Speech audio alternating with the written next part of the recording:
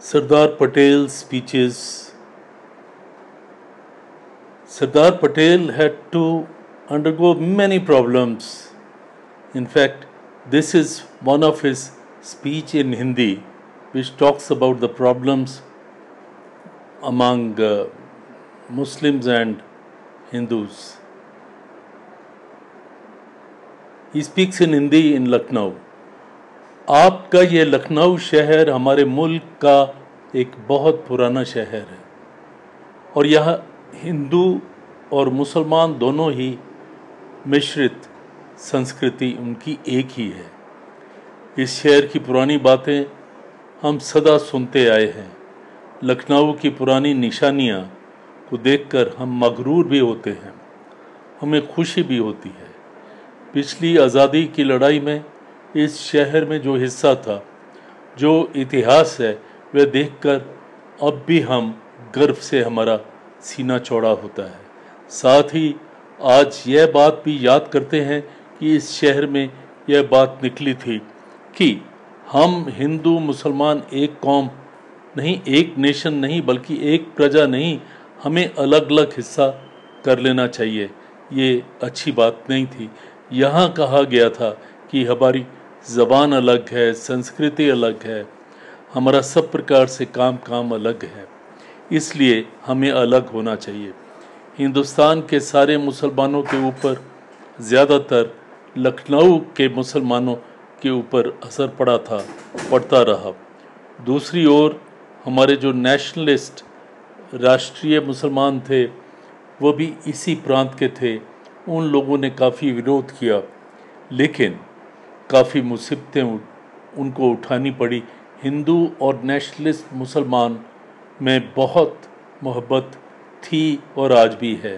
वे चंद लोग हैं जो परेशान हैं, उनको तकलीफ़ और उनकी परेशानी उनके चेहरों पर देखते हुए हमें दर्द भी होता है। लेकिन हमारे जो भाई मुस्लिम लीग के लीडर थे, उन लोगों ने यह बात सोची थी तो हमें अलग ही होना है और इसी से मुसलमानों का कल्याण है, मुसलमानों की रक्षा है। और वे कहते थे हमें सेपरेट इलेक्शन, पृथक निर्वाचन से कोई फ़ायदा नहीं, उससे हमारी कोई रक्षा नहीं होती। और यदि हमें कोई वेटेज सीधे सीटें दिया तो उससे भी हमारा कोई काम नहीं चलेगा। इस तरह हमको छोटी मोटी चीज़ें दे दी जाएं तो उससे भी हमारा कोई फ़ायदा नहीं होगा। हमको तो हमारा अलग हिस्सा चाहिए। हिंदुस्तान के लोगों, मुसलमान ये बात करते हुए घूमने लगे और ना जो राष्ट्रीय मुसलमान थे उनको भी नहीं पसंद थी, हिंदुओं को भी नहीं पसंद थी, लेकिन इसका प्रभाव बहुत हुआ। उन लोगों ने यह मान लिया कि यह बात सही है।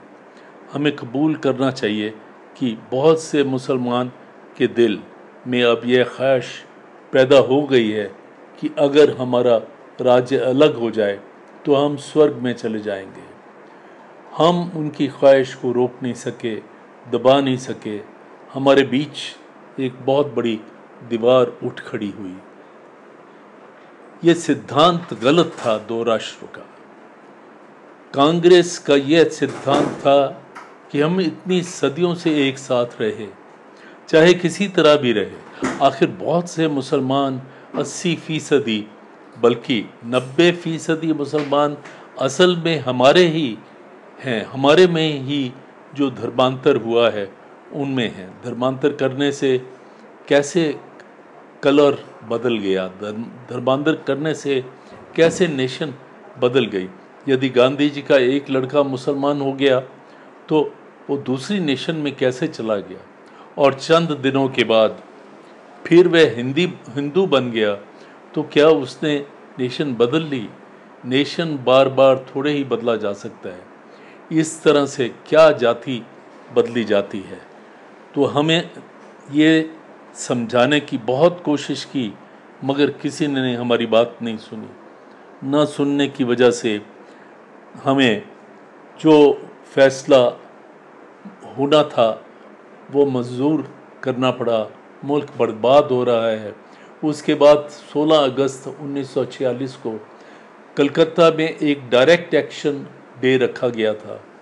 वहाँ यह कहा कि सीधी चोट लगाएंगे और काम नहीं करेंगे जब तक हिंदुस्तान के टुकड़े ना हो जाएं। उस दिन कलकत्ता में बहुत खून खराबी हुई, बर्बादी हुई।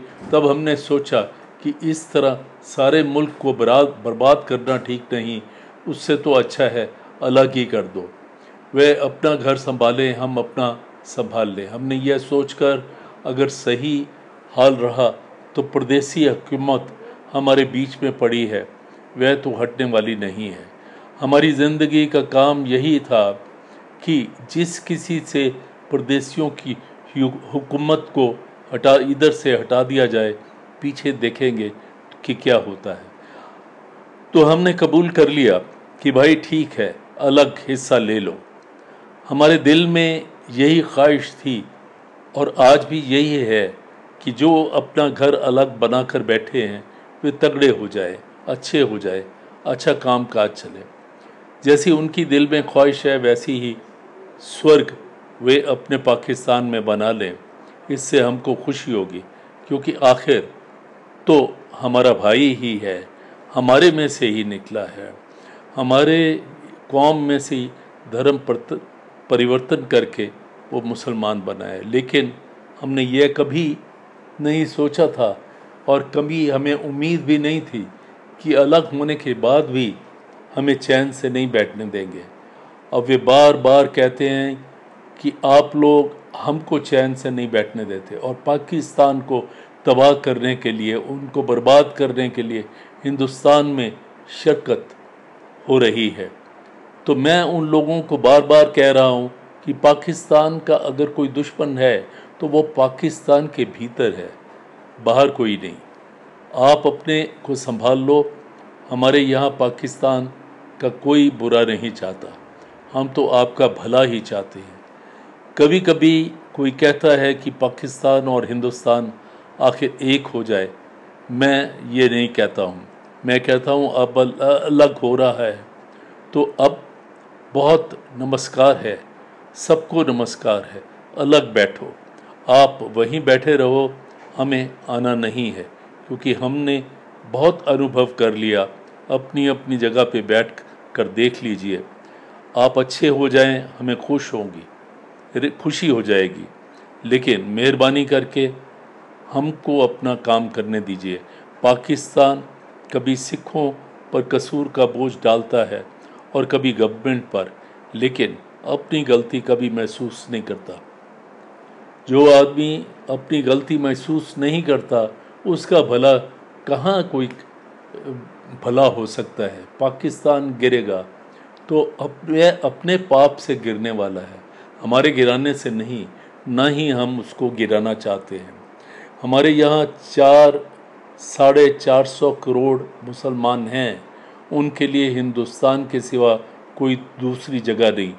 उनमें से जो मुसलमान हमारी ज़िंदगी भर के मोहब्बत को निभाने के लिए यहाँ बैठे हैं, उनसे हम उसी तरीके से मोहब्बत निभाएंगे। उनके साथ हम दगाबाजी कभी नहीं करेंगे, क्योंकि कोई भी छोटी छोटी चीज़ के लिए अपने मित्रों के साथ दगाबाजी करना यह कोई अच्छा काम नहीं है। उधर पाकिस्तान के मुसलमानों के अखबार आप देखें, डॉन रोज़ पढ़ते हैं, ज़रा देखें वहाँ के और अखबार देखें, वे सब कहते हैं कि मुसलमानों का सबसे बड़ा दुश्मन मैं हूँ, मेरा ही नाम बदलते हैं। एक समय ऐसा भी था जबकि वे कहते थे खुद कायदे आज़म भी कहते थे, बाकी सब लोग भी कहते थे कि गांधी मुसलमानों का एनिमी नंबर 1 है, पहले नंबर का शत्रु है। अब मुसलमानों का सबसे बड़ा दोस्त हो गया है। मुसलमानों को अगर कोई परम मित्र और रक्षक है तो वो गांधी जी हैं। अब मेरा नंबर वहाँ रख दिया है। क्यों रखा? क्योंकि मैं साफ बात करता हूँ, मैं छिपाता नहीं हूँ। उधर अगर कोई बुरी चीज़ करेगा तो उसका बुरा असर इधर भी पड़ेगा। मैं कहता हूँ कि भाई, यदि आप लोग हमको चैन से काम करने देंगे तो इधर मुसलमानों को तकलीफ़ नहीं होगी। यूँ भी इधर पूरी शांति रखने के लिए हम कोशिश करेंगे और करते रहेंगे, क्योंकि कोशिश करना ही हमारा फ़र्ज़ है, हमारा धर्म है। अगर हम अपने फ़र्ज़ को पूरा नहीं कर पाते, हम ईश्वर के गुनाहगार बनते हैं। और तो कहते हैं अगर आपको पाकिस्तान मिल गया तो आपको पूरा प्रोटेक्शन, सुरक्षा मिल जाएगा, आप ये कहते हैं, लेकिन हम ये नहीं जानते। अब जिन लीग वाले मुसलमानों ने इधर से ये काम शुरू कर दिया है, यही लखनऊ से सारे हिंदुस्तान के मुसलमानों को कलवर का केंद्र, उन्हीं लीडरों से मैं पूछता हूँ कि क्या प्रोटेक्शन देते हैं। इधर हिंदुस्तान में जो मुसलमान हैं उनकी हालत देखे, आपके दिल से उनको चेहरा देखे। हमको तो यह दर्द होता है, आपको नहीं होता। उनको, मुझे तो तजुर्बा हो गया है, आपको क्या हुआ है? आप तो वहाँ जाकर बैठ गए, लेकिन इन लोगों का कुछ सोचा क्या हालत है? उन्हें आपने हम पर छोड़ दिया है। ठीक है, छोड़ दिया है, हम तो ख्याल रखेंगे, कोशिश करेंगे, लेकिन यहाँ बैठकर भी आप हम लोगों को कुछ चैन लेने दें, यही मैं आपसे गुजारिश करता हूँ। लेकिन अगर आप कोई गलत काम करोगे हमारे लोगों के साथ, अगर हमारे जो उधर सिख भाई हैं या हिंदू भाई हैं उनके साथ बुरा करोगे तो वो हमें अच्छा नहीं लगेगा।